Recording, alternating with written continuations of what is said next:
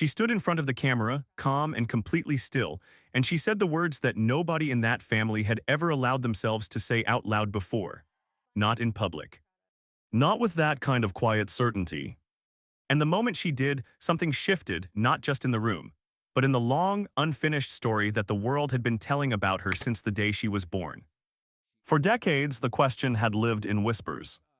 It passed between tabloid headlines and late-night fan forums and dinner-table conversations that always seemed to stop just before anyone got to the real point. Who is Paris Jackson, really? Not the girl the world watched grow up behind a veil. Not simply the daughter of the most famous entertainer who ever lived. But who is she, underneath all of that, biologically, truthfully, undeniably? The rumors had followed her since she was a child who was too young to understand what rumors even meant. They followed her to school, to red carpets, to hospital rooms, and into the darkest, most private corners of her teenage years. Every time she looked in the mirror, the world was already looking too, comparing, questioning, pulling her apart with a confidence that nobody had earned. And then the DNA results came. What followed wasn't the scandal the media had been quietly hoping for.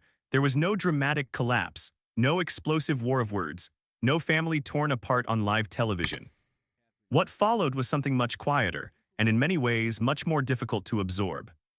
It was complicated in the way that only real life can be complicated, not cinematic, not clean but deeply, achingly human. And it revealed something that had nothing to do with biology and everything to do with identity, with love, and with the particular cost of growing up inside someone else's legend. Paris Jackson didn't run from the results, she confirmed them, on her own terms, in her own words, at a pace that belonged entirely to her. And what she said after that, the part that got buried under the noise of the headline itself, is the part that actually changes how you understand everything that came before it. To understand what Paris Jackson confirmed and why it matters the way it does, you have to go back to the beginning, not the version the media constructed. The real one, quieter, more complicated, and far more human than any tabloid ever bothered to print. Michael Jackson became a father in a way that was always going to carry weight. Not because his love for his children was ever in question. By most accounts, that love was fierce and consuming and real in a way that surprised even the people who thought they had him figured out. But the world Michael lived in had no room for anything ordinary. His marriages were pulled apart in public. His friendships were turned into weapons against him. And when his children arrived, the questions began before those babies could speak a single word. His son Prince was born in February 1997. Paris followed in April 1998. And from the very first moment she entered the world, she entered a story that was already being written by other people, for other people, without anyone thinking to ask if that was fair. Michael was almost desperate in the way he tried to protect his children from that story. The masks they wore in public weren't a performance, or at least, that's not how he explained them. He said he wanted to give his children something he had been denied his entire life: anonymity, the simple, ordinary freedom to walk through a crowd without being consumed by it. He talked about it in interviews with a kind of quiet urgency that made it clear this wasn't a publicity choice. It was a father's fear. But anonymity has a ceiling when your last name is Jackson. Paris grew up inside that ceiling. She was educated at home, sheltered from the rhythms of a normal childhood, surrounded by staff and family and the enormous, ever-present shadow of her father's fame. By her own account in later years, she adored him completely. He was her entire world, her teacher, her safe place, the person who made her feel, in the middle of all that strangeness, like the most important human being alive. And then on June 25, 2009, that world ended without warning. She was 11 years old when Michael Jackson died. 11 years old, standing inside a house that suddenly had no ceiling, no floor, no walls left to hold anything together. The grief that came after wasn't just hers. It was global and relentless and utterly inescapable. The entire planet was mourning alongside her, which meant she never had a private corner in which to grieve at all.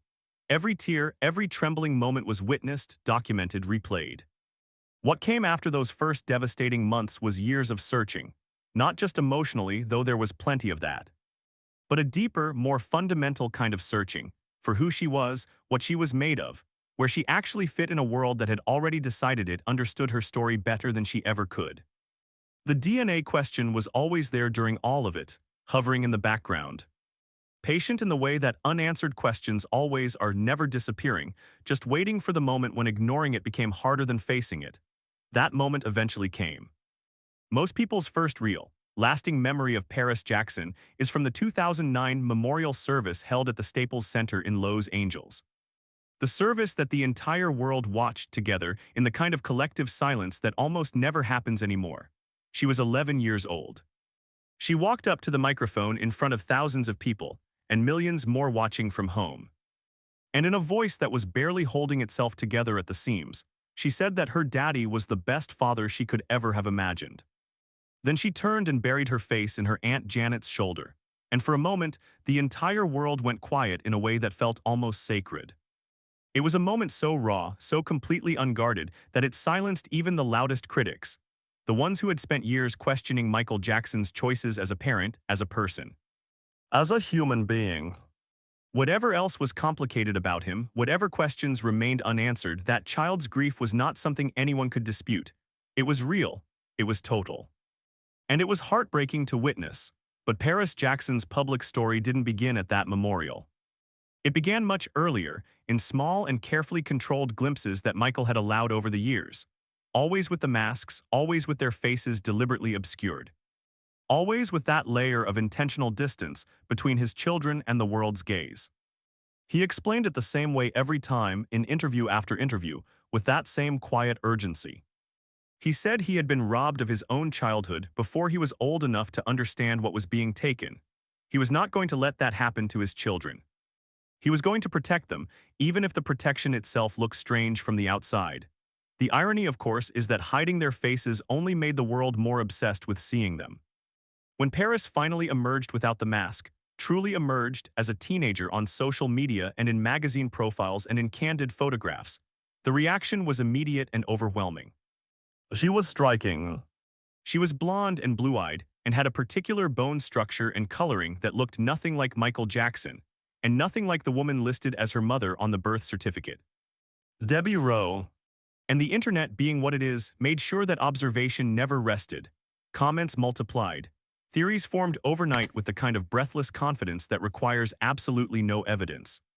People enlarged photographs, drew lines between facial features, named alleged biological fathers as if they were reporting established fact rather than speculation built entirely from imagination. The certainty in those posts and threads and comment sections was extraordinary, given that none of those people knew anything at all. Paris saw all of it. She has said so clearly and without softening it. In interviews from her mid-teens, she spoke about going online and reading things that made her question the ground beneath her own feet, made her doubt things about herself that she had never thought to doubt before.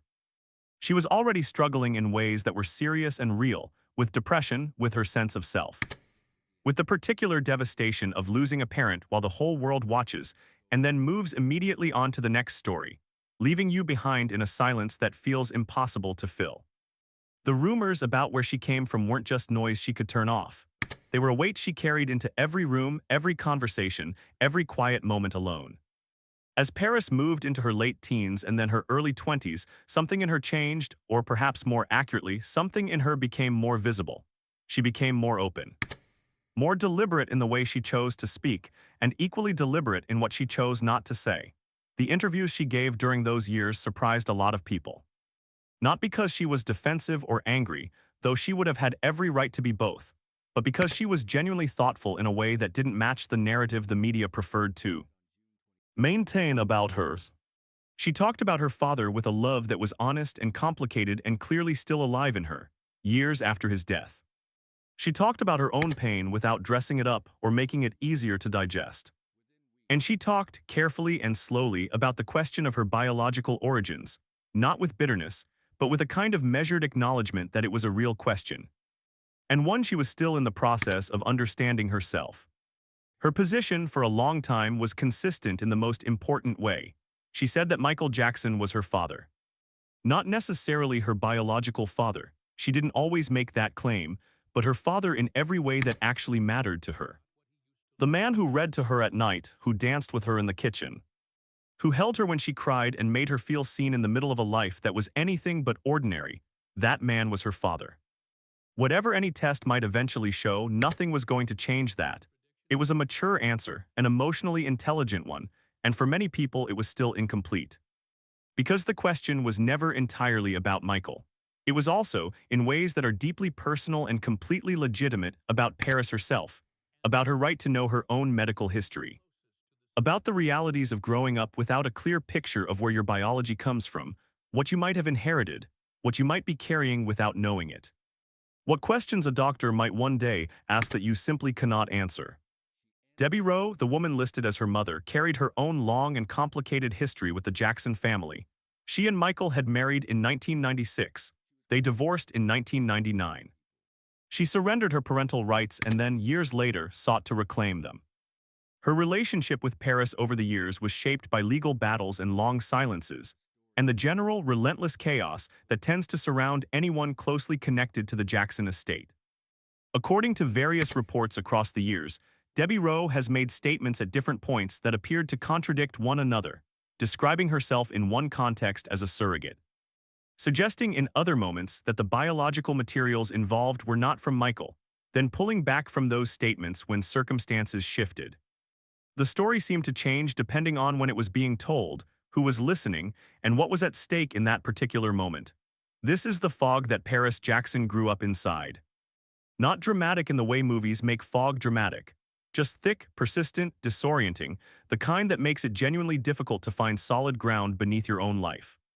And living in that kind of uncertainty, especially when it surrounds the most fundamental question of identity, does something to a person over time. It doesn't always destroy them. Sometimes it makes them harder. Sometimes it makes them determined to find an answer, even when every version of the answer comes with its own complications. By the time Paris Jackson reached her mid-20s, she had survived things that would have unmade other people entirely. She had survived very public moments of crisis and deeply private ones that never made the news. She had survived the loss of her father, the loss of any version of a normal childhood, and the loss of the anonymity that Michael had sacrificed so much trying to give her. She had survived years of cruelty directed at her online, at her appearance, her choices, her beliefs, her relationships, and the persistent and ugly question of whether she was genuinely who she said she was or simply a story waiting to be disproven. What emerged from the other side of all that surviving was a woman who had very little patience left for performing a certainty she didn't actually feel. She began speaking more directly. In podcast appearances and long-form magazine features, she started engaging with the parentage question in a way that was different from before, not defensive, not evasive, but openly acknowledging that the question was real, that it was complicated, and that she had developed her own relationship with the answer, one that didn't require the world's validation to be true. According to several reports, Paris had, at various points over the years, taken concrete steps toward understanding her biological background more fully. The reasons she has given for doing so are not scandalous in the slightest. They are profoundly human.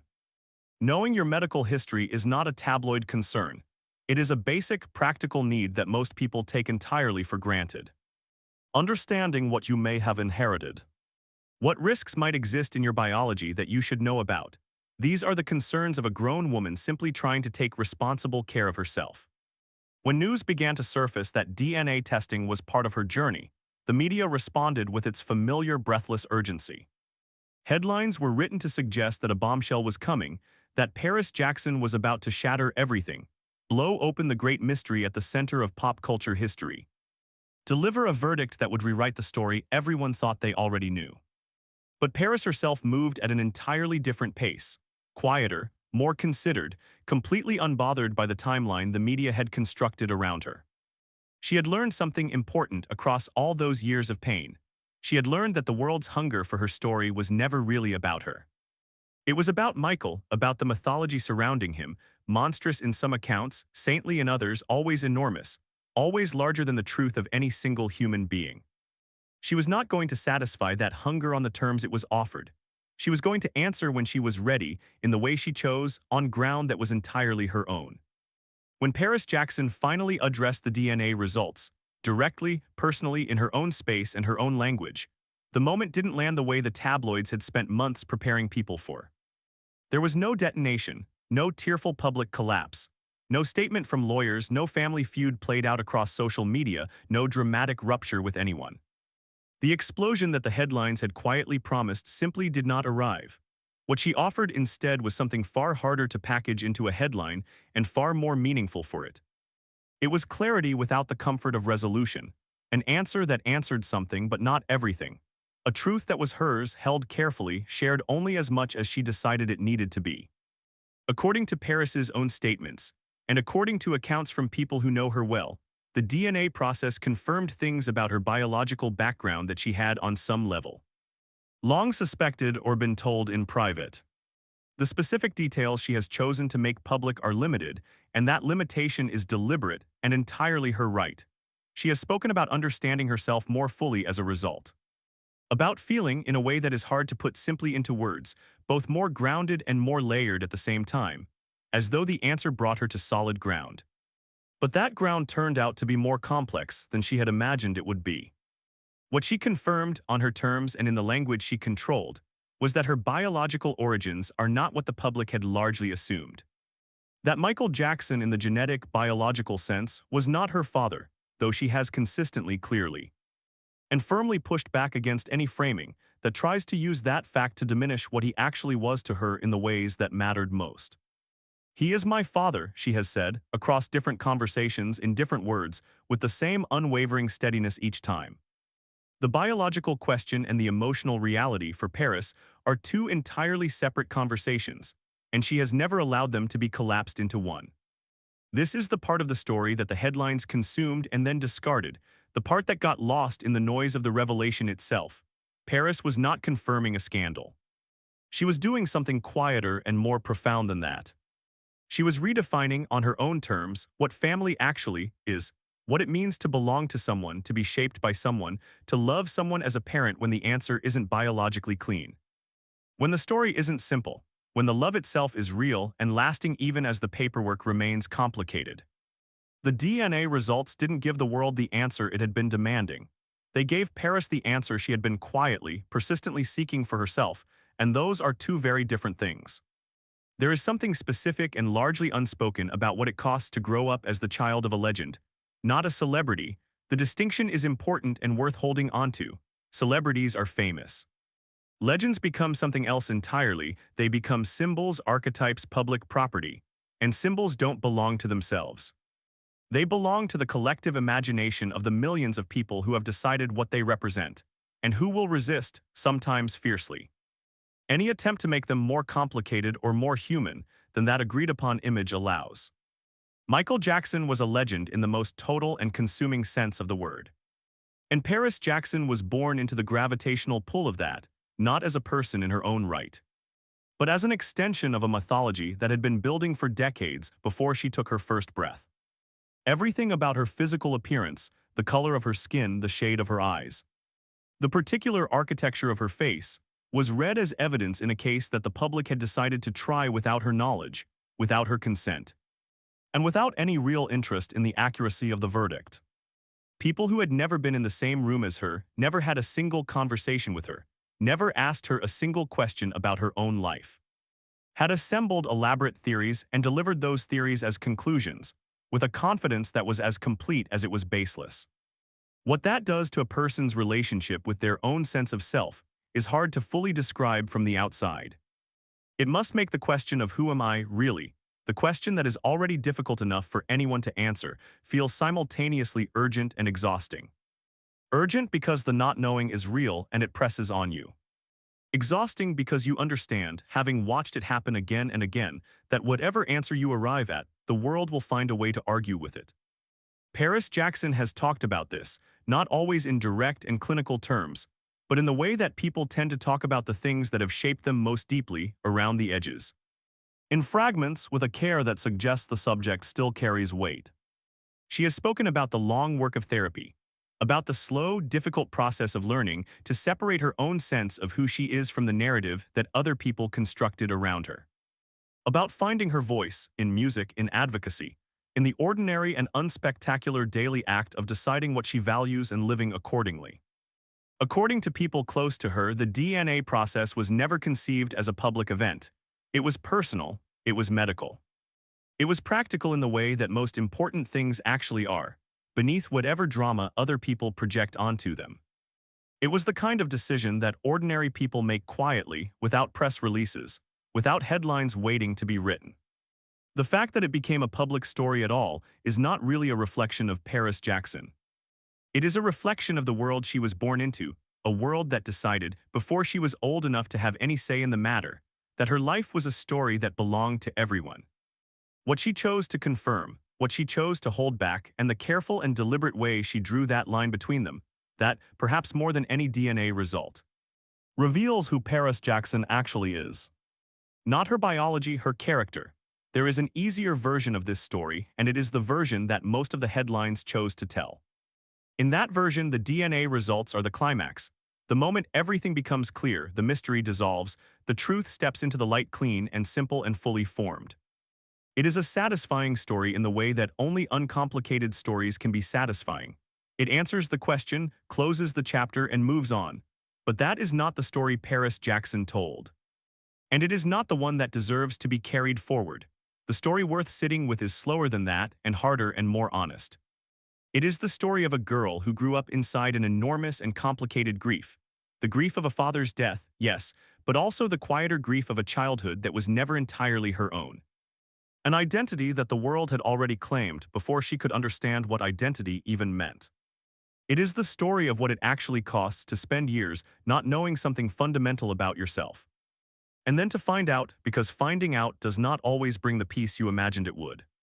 Sometimes it brings clarity, and sometimes clarity arrives with its own particular weight, its own specific ache, its own questions that the answer somehow managed to leave behind. Paris Jackson is in her late 20s now. She is building a life in music and in advocacy and in the slow, deliberate work of becoming more fully herself. She has spoken with unusual candor about depression, about addiction, about the particular fatigue of being known primarily as someone else's child rather than as a person who has earned her own ground.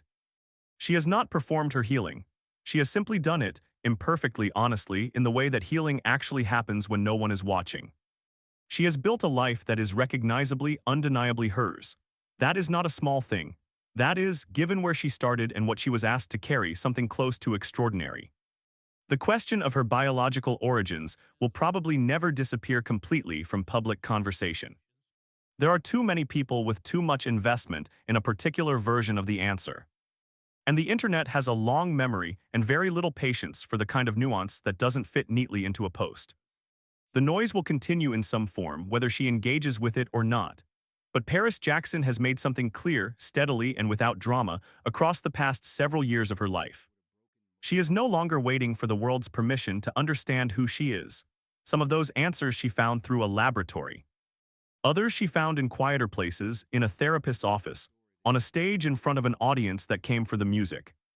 In the private moments that nobody photographs and nobody headlines and nobody can take from her. The truth that no one expected was never really about the biology. It was about the person holding the result, the grace with which she carried it. The refusal to be broken by a question that had followed her for her entire life. The decision, quiet, determined, entirely her own, to find out what she needed to know, protect what she chose to protect. And keep moving forward with the particular dignity of someone who has survived something and come through it still standing. Michael Jackson named his daughter Paris because he loved everything the city represented to him: the art, the history, the endurance. The particular and stubborn beauty of a place that has survived everything the centuries have thrown at it and remained, somehow, itself. Looking back now, the name feels right in a way he probably couldn't have fully anticipated. His daughter has survived everything too. And she did it quietly and on her own terms and in her own time, which, in the end, is the only way any of us ever really do. If this story stayed with you, if it made you think about identity or family or what it really means to know yourself on your own terms, we'd love to hear what it brought up for you. Leave your thoughts in the comments. There's no wrong answer, and the conversation down there tends to go places the video itself never quite reaches. Stories like this one don't have clean endings, and that's exactly what makes them worth returning to. If you found something real in this one, consider subscribing. We tell stories like this every week, human, careful, and as honest as we can make them. We'll see you in the next one.